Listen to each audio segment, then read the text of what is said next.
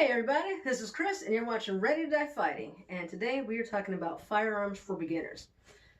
This particular video, we're going to be talking about gun safety. Before we talk about anything else, we need to be safe. And I think this is important for even non-gun owners, because there are so many guns in America. There's so many. There's more guns than there are people.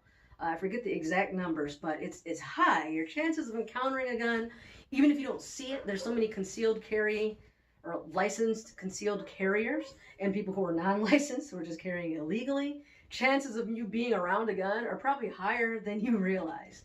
And to know the safety, safety around guns and with guns is good, because you may need to handle one, especially if we're talking about everything here is pretty much in a prepper context. You know, in case shit goes south, shit hits the fan. Somebody may hand you a gun. You may need a gun. You may encounter a gun. There's a good chance of that. But also, even if you don't, and just in regular life, it's good to know how they should be handled, so that if you see somebody else who is not being safe, you know what safe looks like. So you can either correct that person or get the hell away from them, because they clearly don't know what they're doing. So I think gun safety is just one of those things, whether you are against firearms or not, you should know how to be safe around them. You know, it's just, that just makes sense to me. So I want to cover 4 rules, plus a little extra one, that you need to know in order to be safe around guns. And the main overarching theme of this is there are no accidents when it comes to firearms. There's only negligence. There are no accidents, only negligence. So we don't call it accidental shooting. They're negligent discharges, because gun doesn't just go off by itself. You can't have an accident. You can only be negligent. That's just the reality of it. You got to be responsible for what you're doing. You got to be conscious of what you're doing at all times when you're handling firearms. Anything else is negligence. So the first rule, the gun is always loaded.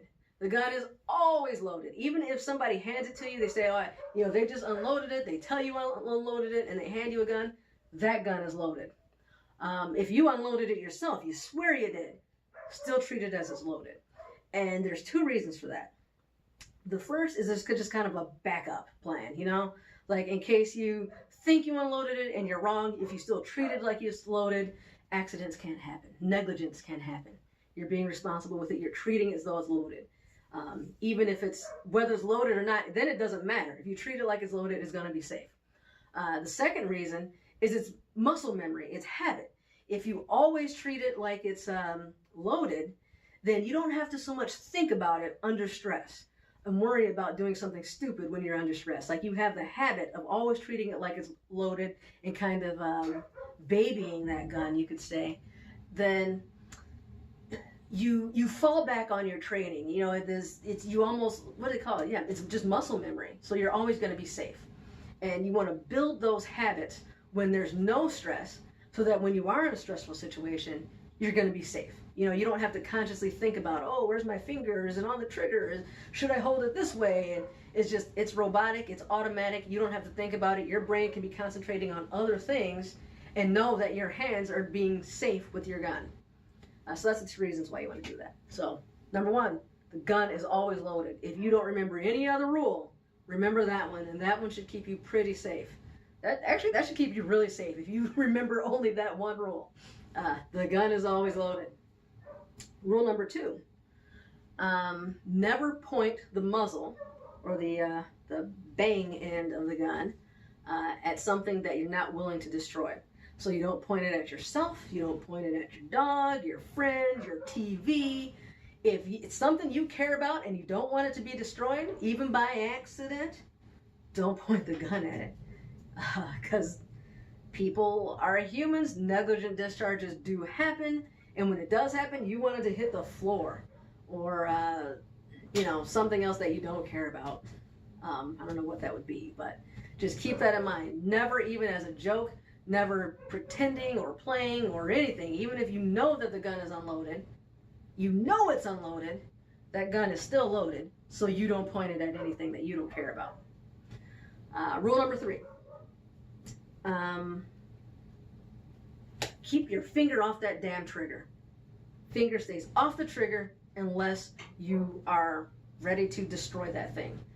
And you're pulling the trigger. That's the only reason why your finger should ever be on the trigger. And that's where the term trigger discipline comes from. That's what we're talking about is, and I brought this drill here to be as an example. You know, we have a lot of water guns and toy guns and all that, and in movies and whatnot, you're used to seeing people just pick up a gun and they have their handles like right on the trigger, and they might even be running down the street chasing somebody, hand is on the trigger. Realistically, if you do that and try to run, you're going to be shooting the ground and, you know, all sorts of stuff, because what happens is your fingers are all connected. So if you hold your hand like that, I don't know how well you can see it, and say I'm going to keep that finger straight, just closing my other fingers, the other finger moves. And that's with me consciously thinking finger stay straight. There's still movement there. If I'm running, if I'm moving, I'm under stress, I'm going to be squeezing this gun pretty tight. It's hard to do that and not move the trigger finger. So you keep it up, above, off of that trigger at all times until you have pointed, you've got your target in front of you, you know you want to destroy that target, you know what's behind that target, which gets to the next rule, then the finger goes on the trigger and you pull the trigger. When you're done shooting, it immediately, you see that? My finger immediately came off. I didn't just leave it there, hanging out there. It's like I was done shooting, it came off. Whenever you pick up a gun, whether you're handing it to somebody else, whether you're just picking up to move it, whatever, the finger stays off the trigger. If you see anybody not doing that, you stay a hell away from them because they are not being safe. So that's rule number 1, gun is always loaded. Rule number 2, don't point it at something that you're not willing to destroy. Number 3, keep your finger off the trigger. And number 4 is know what's behind your target. Drywall is thin. Bullets can go through it. A lot of bullets will penetrate even people, depending on the circumstances. It may penetrate a car. I mean, it depends on what you're shooting, what type of ammo you're using, what type of gun, there's a lot of variables, but just be aware that a lot of things are penetrable, and you really need to know you're surrounded before you start shooting.